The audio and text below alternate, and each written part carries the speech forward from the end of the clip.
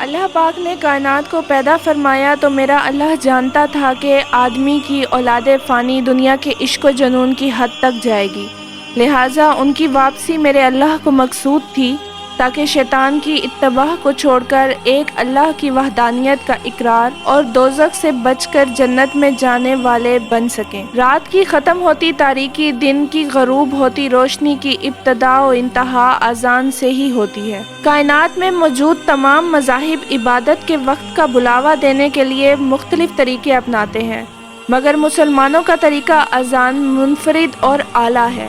یہ پیغام فلاح و نجات اور ذریعہ کامرانی ہے۔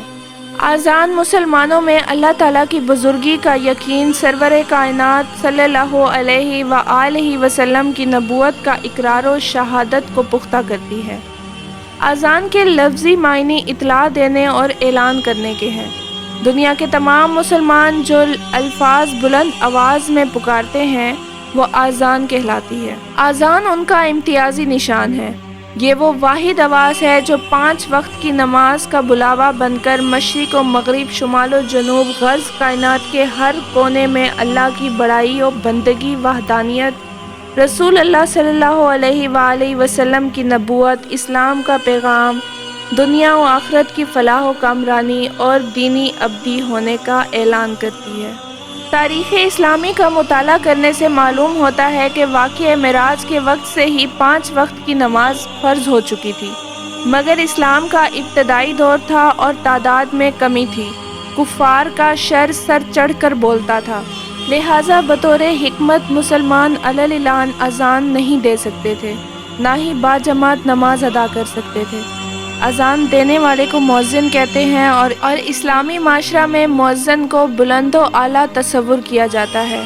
حضرت بلال رضی اللہ عنہ کو مؤذن رسول، تمام صحابہ آپ رضی اللہ عنہ کو حضرت سیدنا بلال رضی اللہ عنہ کہتے تھے۔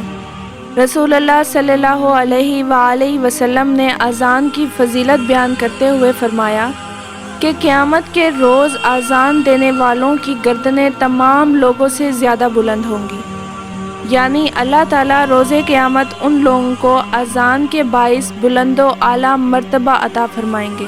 حضرت ابو ہریرہ رضی اللہ عنہ بیان فرماتے ہیں کہ رسول اللہ صلی اللہ علیہ وآلہ وسلم نے فرمایا، اذان کی وجہ سے مؤذن کی مغفرت کر دی جائے گی۔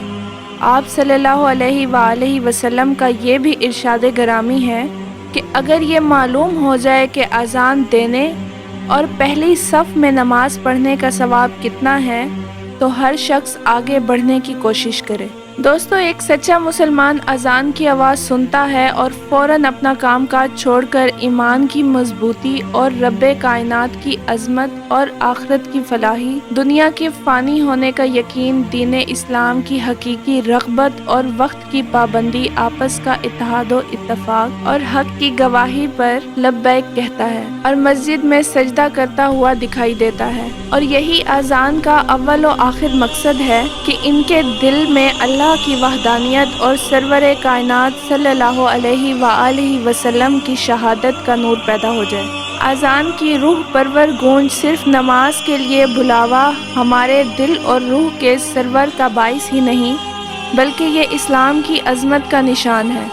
ہم دن میں 5 بار اذان کی آواز سنتے ہیں اور یہ بھی جانتے ہیں کہ دنیا کے طول و عرض میں پھیلے مسلمان ملکوں میں روزانہ 5 بار اذان دی جاتی ہے اور 5 بار نماز ادا کی جاتی ہے۔ اور ہم میں سے اکثر یہ نہیں جانتے کہ دنیا کے مشرقی کنارے سے لے کر مغرب تک دن اور رات کا کوئی لمحہ ایسا نہیں جہاں اذان کی آواز نہ ہو۔ ہجرت نبی صلی اللہ علیہ وآلہ وسلم کے بعد مدینہ منورہ تشریف لانے اور مسجد نبوی صلی اللہ علیہ وآلہ وسلم کی تعمیر مکمل ہونے کے بعد ضرورت اس امر کی پیش ہوئی کہ مسلمانوں کو باجماعت نماز کے لیے کیسے اکٹھا کیا جائے، لیکن مالک کائنات نے اس کا بھی حل فرما دیا۔ تاریخ گواہ ہے کہ حضرت عبداللہ بن زید انصاری رضی اللہ عنہ ایک مرتبہ رسول اکرم صلی اللہ علیہ وآلہ وسلم کی خدمت میں حاضر ہوئے اور عرض کی، یا رسول اللہ، میں نے خواب دیکھا ہے کہ ایک شخص قبلہ رو ہو کر اللہ اکبر پکار رہا ہے۔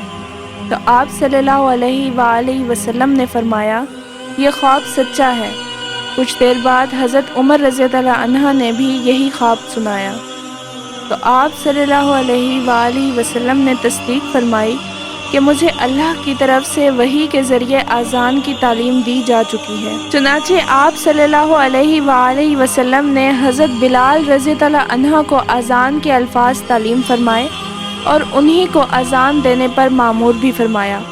اگر آپ دنیا کے نقشے پر نظر دہرائیں تو انتہائی مشرق میں انڈونیشیا واقع ہے۔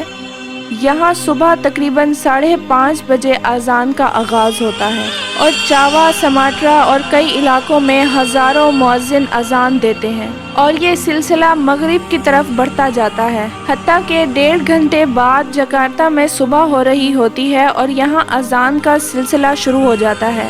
ابھی مغربی انڈونیشیا میں اذانیں جاری ہوتی ہیں کہ ملائیشیا میں فجر کا وقت ہو جاتا ہے اور یہاں اذان شروع ہو جاتی ہے۔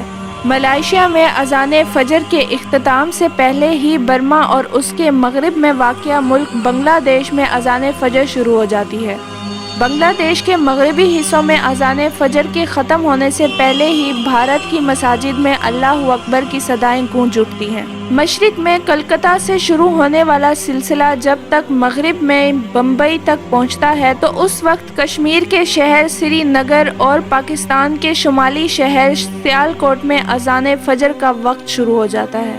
جب تک اذان کا سفر پاکستان کے شمالی حصوں سے جنوب میں کراچی تک پہنچتا ہے تو اس سے پہلے ہی افغانستان اور عمان میں اذان کی صدائیں گونج اٹھتی ہیں اور پھر یہاں اذان فجر کے اختتام سے پہلے عراق اور حجاز مقدس میں فجر کا وقت ہو جاتا ہے۔ مکہ و مدینہ سے لے کر یمن، متحدہ عرب امارات اور کویت تک اذان کا سلسلہ مسلسل جاری رہتا ہے اور اسی دوران مصر میں اللہ اکبر کی صدا بلند ہوتی ہے۔ مصر کے شہر سکندریہ اور لیبیا کے شہر میں فجر کی اذانوں میں گھنٹے کا فرق ہے۔ اس دوران سارے افریقہ میں اذانوں کی آواز گونجتی ہے اور اسی طرح بحیرہ اقیانوس کے کناروں تک یہ سلسلہ جا پہنچتا ہے اور اس وقت تک انڈونیشیا میں اذان ظہر کا وقت ہو چکا ہوتا ہے اور اللہ اکبر کی آوازیں بلند ہو جاتی ہیں۔ اور اب اسی طرح اذان کی آوازیں مشرق سے لے کر مغرب کی طرف بڑھتی چلی جاتی ہیں اور جس وقت مغربی افریقہ میں عشاء کی اذان دی جا رہی ہوتی ہے تو مشرقی انڈونیشیا میں پھر سے فجر کی اذان کا وقت شروع ہو جاتا ہے۔ اذانوں کا سلسلہ مسلسل اسی طرح جاری رہتا ہے کہ دن اور رات میں ایک لمحہ بھی ایسا نہیں آتا جب سینکڑوں ہزاروں مؤذن اللہ اکبر کی صدا بلند نہ کرتے ہوں۔ یہ سلسلہ صدیوں سے جاری ہے اور تا قیامت تک جاری رہے گا انشاءاللہ۔